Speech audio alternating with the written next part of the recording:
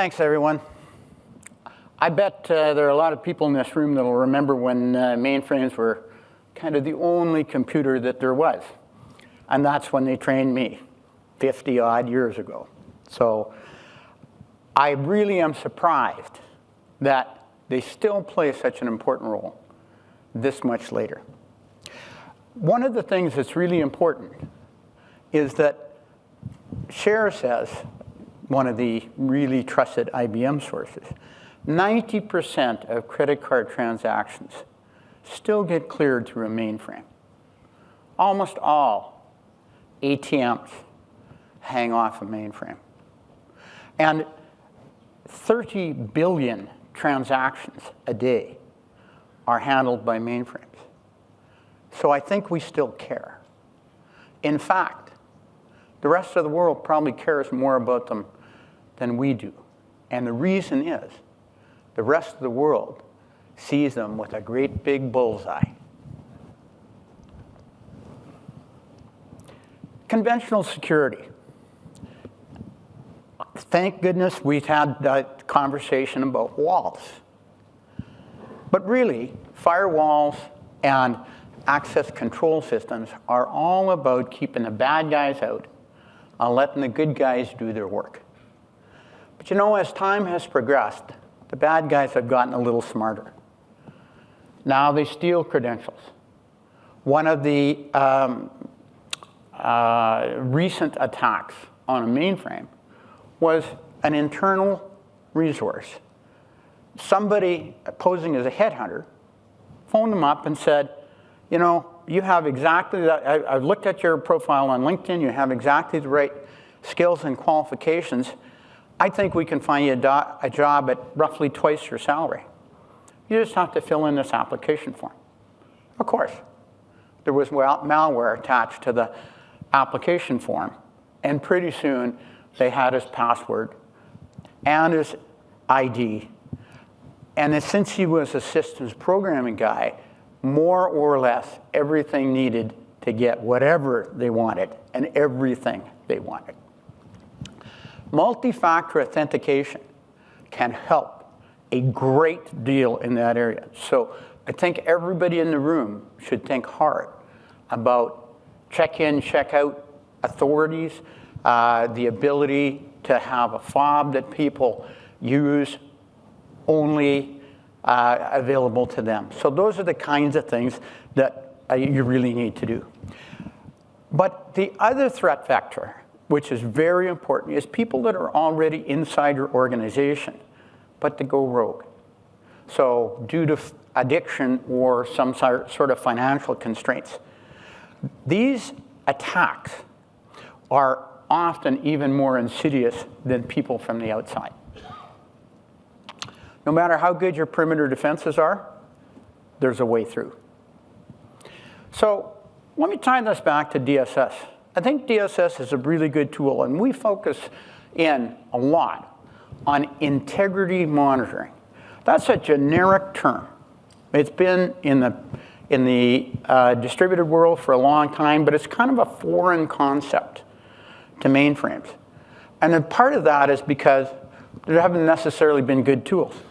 PCI identified this long ago and was written into the requirements for 3.2.1, and I think will be strengthened in 4. But it's a generic capability.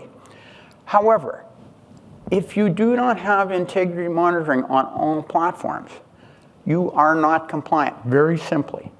Now, there can be compensating controls. However, in a mainframe context, I just can't imagine how many hundreds of millions of items you would have to look at in order to be compliant in that manner. So what does integrity monitoring do? Simply creates a baseline of everything in a trusted state.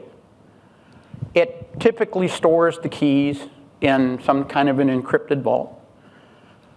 But a very critical element is that it must also learn the expected changes that are going through your system in order to stay up to date.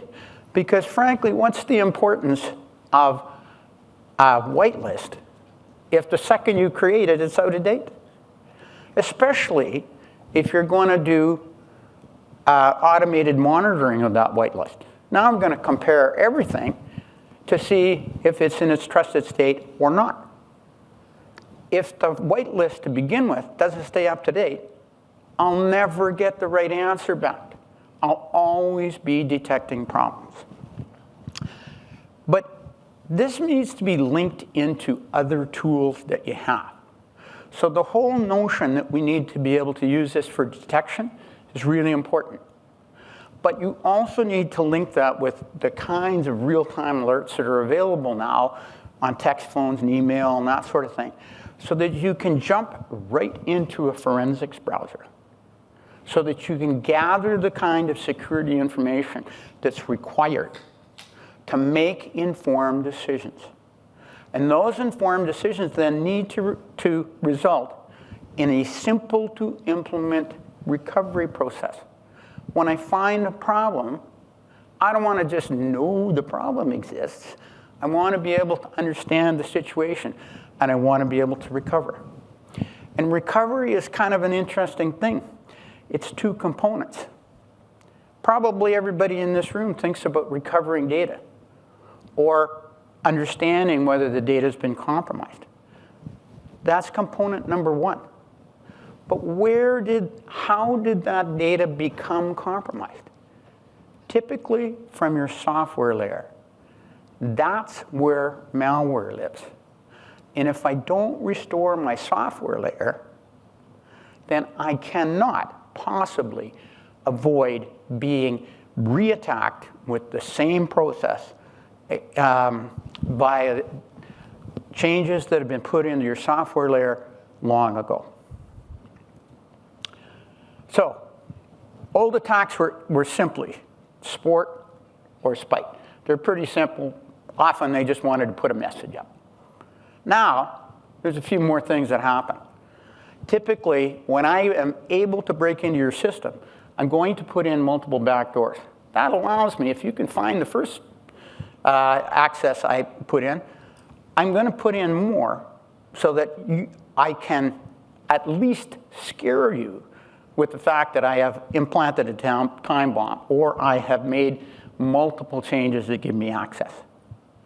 In addition to that, often enough, attackers now will try to compromise backups. So, we're going to really need to monitor all that sort of stuff because eventually they're going to encrypt your database and then you're stuck. So, what does integrity monitoring help you with? It allows you to identify variances from the trusted state. That means when the time bombs or the backdoors, multiple backdoors are put in, those will be easily identified because the content of those modules, even if the name doesn't change, even if something is deleted or added, it can identify all of those changes. And any modern system would raise an immediate alert, which would go to your response team. So what we want to do is be able to recover quickly. Now, I don't know how many people have seen something called immutable backups. It's a hardware solution, and they're very good because they can take a snapshot in a few seconds of your environment. And at some point, you can go in and try and recover the information that's in that snapshot, but get your data back to a very current state. So I don't have to do a lot of forward transaction recovery in order to get back on the air. But what they often forget, and what has been the case in many of the instances we've seen, including perhaps the Equifax attack, is that the data recovery often can be done in a couple of hours. But because we're not focused on any platform, we're not focused on recovering the infrastructure, the programs, they need to come back at an earlier stage. Because guess what? They didn't just attack you today. They've been working on getting into your system for weeks or months, long in advance of that. So we have a reconnaissance phase where we're where a hacker would break in, and we start looking around. What are we going to attack here? And the insertion of the malicious code. All of that can be tracked and can be identified. But the point of the exercise here is we want to get back to a trusted state and back on the air as quickly as possible. So what can you do about that?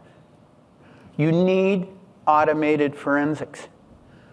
The days of, let's run remember this word? Batch job. And we'll look at all the changes that took place, a few 100,000 in the last 15 minutes. But, that doesn't really work very well in this environment.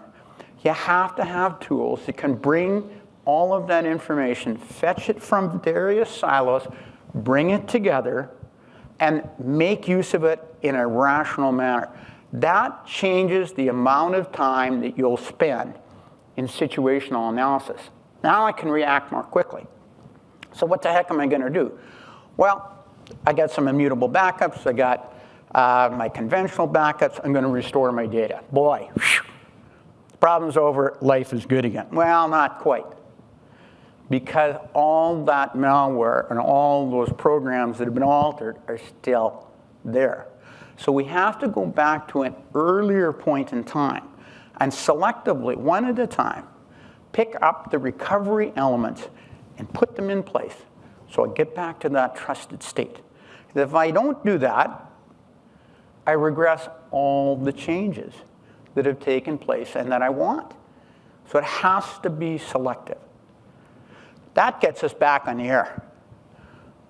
But let's call a spade here. We don't want to be in recovery. Because the second that you're in recovery, you are in a world of hurt. And there's all kinds of things that can go wrong, even with the most rigorous recovery process. Really, who wants to test that out for real? Not me. So detection becomes important. The second that those changes start to get made, weeks and days before the real attack, raise a red flag. Let people know. Let them investigate with the forensics. Let them decide, is this a real problem? Well, if there's an unexpected, unauthorized program change, I bet it's a real problem. If it's suspicious activity, well, the word suspicious means it could be a problem, could be not. Probably, in the case of suspicious activity, which we would talk about picking up in an early warning process, what are we going to get? 90+% false positives. But I still want a forensics engine that allows me to go and investigate those more quickly than I can today. So those are the kinds of things that you need to think about in terms of both recovery and detection. But I have a very public example of how PCI can tie in. So I'm not telling anything that hasn't been reported in the press, and I'm not saying anything that hasn't been covered in ministerial communication. There have been repeated failures on PCI requirements that have been reported in this environment for a long period of time. These ones are specific to mainframes. I suspect there are many others that are not specific to mainframes. But I thought it was, given that was kind of my point of being here, I wanted to give you a practical example. Because everything I just said was about theory. Like, let's not go down the theory road anymore. Let's just look at what happens. So there was continued failure. The supporting organization had 17 different departments. Some of them were the revenue department. So where my taxes, but not necessarily yours, would go, and all my information that I don't really want them to have either exists. But, you know, that was one. National defense was another one of the 17. Oh, health. Like, who could overlook health? That's another one of the 17. So what you really need to think about is, if this is allowed to go on in a very large organization with millions of people whose information is exposed, and it is known that it doesn't meet the PCI standard, I would argue that we as a group need to do something. Of those 17 departments, I don't think any of them have quit taking credit cards. But I know, because we happen to be the only guys in this specific area of PCI enforcement, 10.5 and 11.5, since we're the only ones that do that, I know that there's been no real change there. So I don't know how many of you think that they're not taking credit cards anymore, but I bet they are. So how many PCI audits have actually highlighted these issues? Where's the enforcement? How do we help you? Mainframes are not immune to internal threats, but they're not particularly susceptible either. This is a cross-platform problem.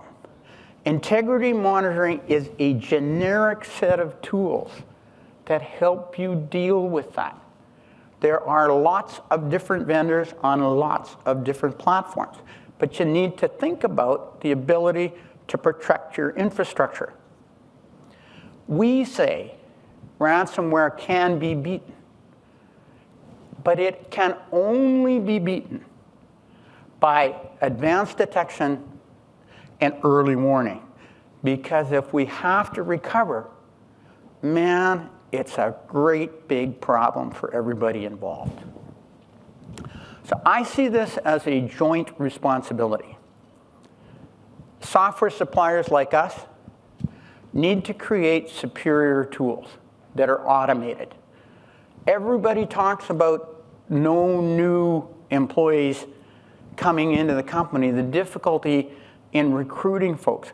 We have to make them more productive. That talks about automation as much as the ability to actually make those decisions the right way the first time. Customers, many of you in this room, need to implement those solutions, because having them on the shelf doesn't really help a whole lot. And I think really for the people in this room, we need to think about PCI compliance as an indicator of other forms of compliance that protect our life in North America. So I would encourage you to be vigilant. I would encourage you to be vocal. I would encourage everybody in this room to think hard about security in the context of an attack on our lifestyle. So we started out talking about mainframes. I really, you know, mainframes are kind of busy little guys, but they're no different than anything else. It's an attack on us. And I'll tell you what, with new style hackers, they're patient, they're intelligent, they're knowledgeable, they're well-funded. So this problem isn't going away. So my name's Al. I'll be around for a while. They call me a thought leader because all I do is talk to my customers and they tell me everything I need to know. So, you know, if you just come by and talk to me, I'll be that much smarter. Thank you very much for your time.